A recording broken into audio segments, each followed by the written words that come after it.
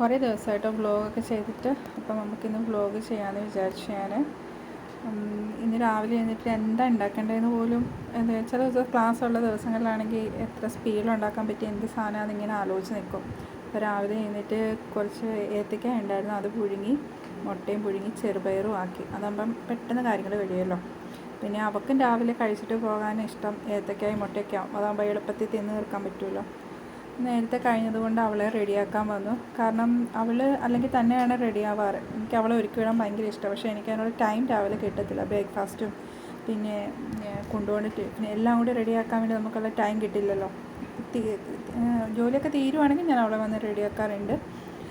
പിന്നെ രാവിലെ ഹസ്ബൻഡും പോകണം. അപ്പം എല്ലാവർക്കും ആ ടൈമിൽ തന്നെ ഹസ്ബൻഡും ബ്രേക്ക്ഫാസ്റ്റ് ആവണം. അപ്പോൾ എല്ലാം കൊണ്ടും നമുക്ക് പെട്ടെന്ന് റെഡിയാകാൻ പറ്റാത്തത് കൊണ്ട് ഇന്നെന്തായാലും നേരത്തെ പണിയൊക്കെ കഴിഞ്ഞു അവളെ റെഡിയാക്കി. അപ്പോഴത്തേക്കും അമ്പാടി എഴുന്നേറ്റ് വന്നു.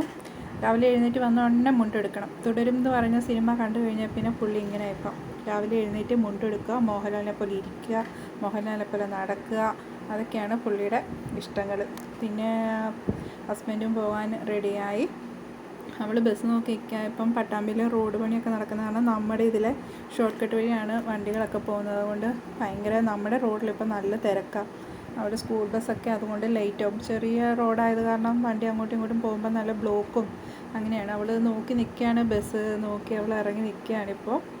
അപ്പോഴത്തേക്ക് അമ്പാടിയും അവനോടൊപ്പം ഇറങ്ങി നിൽപ്പുണ്ട് ബസ്സൊക്കെ. അവൾ ബസ്സിൽ കയറി ഉടനെ അവൾ ടാറ്റ കാണിക്കണം, ഇല്ലെങ്കിൽ അന്നത്തെ ദിവസം ഫുൾ കരച്ചിലാണ്. ചേച്ചി ടാറ്റ തന്നില്ല എന്നും പറഞ്ഞിട്ട്.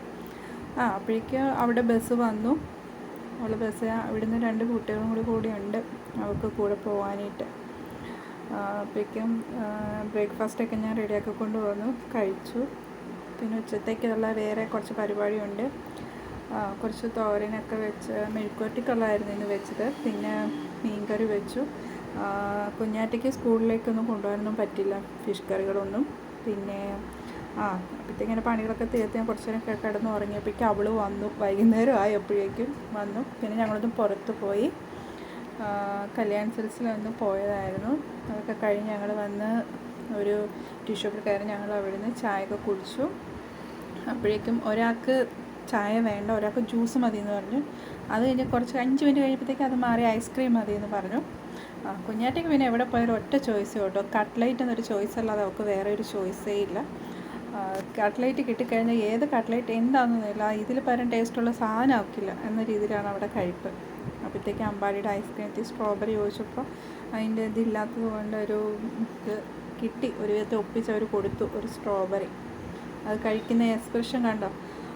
കുഞ്ഞാറ്റ ചോദിച്ചു എനിക്ക് ഇച്ചിരി തരുമോ എന്ന്. കുഞ്ഞാറ്റയ്ക്ക് സ്കൂളിൽ പരിപാടികളൊക്കെ ഉള്ളതുകൊണ്ട് അവർക്ക് ഐസ്ക്രീം വാങ്ങിയില്ല. തൊണ്ടയൊക്കെ ചിലപ്പോൾ അടഞ്ഞാൽ എന്ത് ചെയ്യും, അതുകൊണ്ട് ഐസ്ക്രീം കൊടുത്തില്ല. അവൻ ഐസ്ക്രീമൊക്കെ കഴിക്കാൻ തുടങ്ങി.